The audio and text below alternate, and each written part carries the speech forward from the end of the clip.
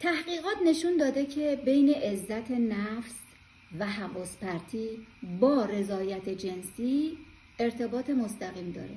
حالا بعضی از بچه‌ها میگن اصلا چه ربطی داره؟ خب وقتی که نیازهای فیزیولوژیک تو که یکی از نیازها ارضاء نیاز جنسی برآورده میشه، خب این احساس ارزشمندی به تو میده. وقتی احساس ارزشمندی میکنی دیگه حواس پرت نیستی.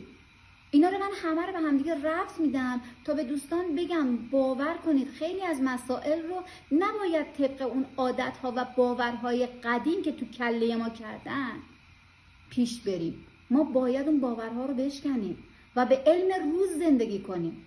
اگر ما اون ترس ها رو کنار بذاریم، اون باورهایی که القا کردن در ذهن ما اونها رو کنار بذاریم، باور کنید یه زندگی ایدئال حالا نسبتاً خوب رو میتونیم تجربه کنیم.